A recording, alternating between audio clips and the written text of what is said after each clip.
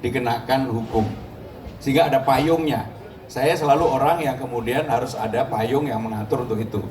Kalau itu dilakukan, Pak Nur Hasan, saya yakin pasti pembagian dana untuk masjid, poti, musola dan sebagainya itu pasti akan bisa dilakukan.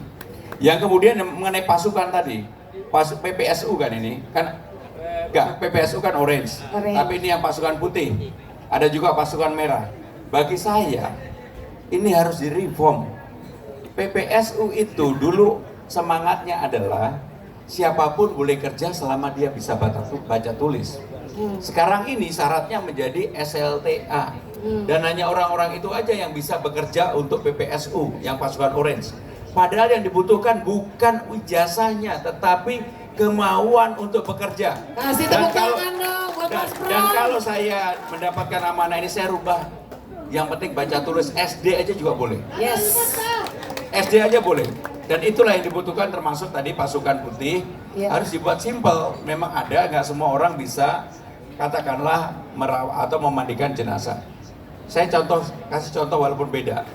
Ketika saya di Kelapa Gading, ada pertanyaan yang sampai sekarang saya ulang-ulang dan karena mengganggu betul bagi saya.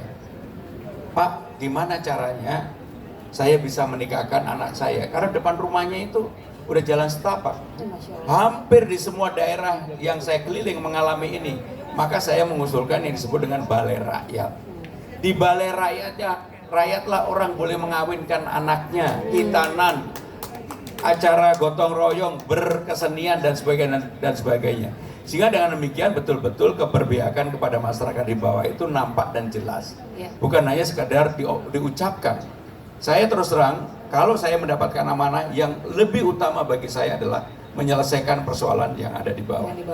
Tadi ada Bang Goni masih ada nggak? Bang Goni? Ada ya? Bang Goni jangan kabur karena tetangga yang baik. Jadi itulah yang akan kami selesaikan. Insya Allah bisa menjawab pertanyaan. Jadi itu udah dijawab jelas sama ya? Pak Mas Pramil. Baik, terima kasih Pak Nur Hasan. Terima kasih Pak Nur Hasan. Terima kasih banyak. Saya panggil lagi satu, ini dari mewakili teman-teman Kristen. Ada Pak Pendeta Frans. Pendeta Frans, silakan. Oh, ada di belakang saya, silakan.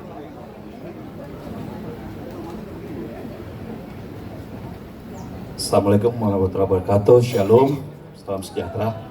Ya, selamat sore Mas Pram. Nama saya Pendeta Frans. Ya, saya nggak bertanya tentang boti, ya.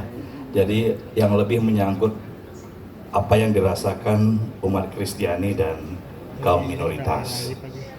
Kita masih bisa melihat, Mas Pram, kalau banyak di daerah-daerah juga masih terjadi intimidasi, ya. Kalau secara kepartaian saya sangat yakin, Mas, karena PDIP benar-benar menjaga itu, dan saya yakin karena kebetulan saya adiknya Aberson Marley, Mas. Oke. Saya ingin, kan ucapan adalah doa. As a governor, ya, I need your political statement, ya, your pernyataan politik, Mas. Bagaimana Mas menjamin apabila Mas duduk sebagai gubernur nantinya akan menjaga ini umat Kristiani untuk beribadah, bahkan doa di rumah pun boleh. Kan ada kejadian kan di daerah lain itu tidak terjadi di Jakarta. Dan juga kepada umat-umat yang lain dan juga teman-teman kita yang Tionghoa, saya sangat konsentrasi di sana karena saya dari kecil sampai dengan kuliah di Atmajaya selalu berteman dengan etnis Tionghoa. Nah, itu Mas, saya ingin mendengar political statement dari Mas Pram, bagaimana menjaga kami, umat Kristiani dan umat-umat lain, dan juga golongan minoritas. Thank you, Mas. Pendeta Frans, yang pertama, kita harus adil bagi semua agama. Pemimpin itu bukan hanya pemimpin satu agama.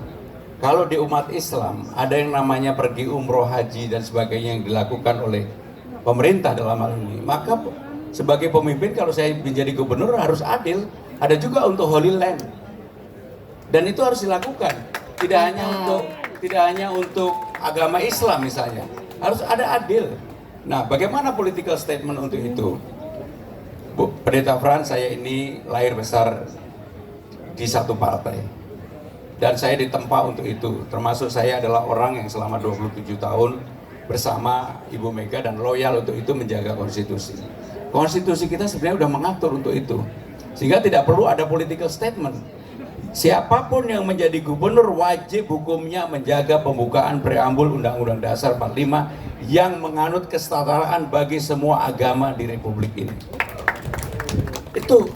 Sehingga dengan demikian clear, kalau memang nanti saya jadi gubernur, di tempatnya Pendeta Frans ada yang mengganggu itu, saya datang sendiri.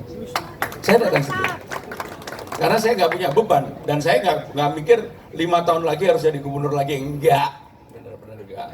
Makanya saya mau tidak populer, tetapi dikenang oleh warga Jakarta menjadi gubernur yang meletakkan sesuatu yang baru bagi kehidupan demokrasi. Amin. Terima kasih, Amin. Bu. Ya, Terima kasih banyak. Jadi itu udah dijawab tuh. Langsung. Ya. Terima kasih Oke, banyak terima Pendeta kasih, Pendeta Frans, Frans. dan juga jawaban yang sangat menyentuh hati dari Mas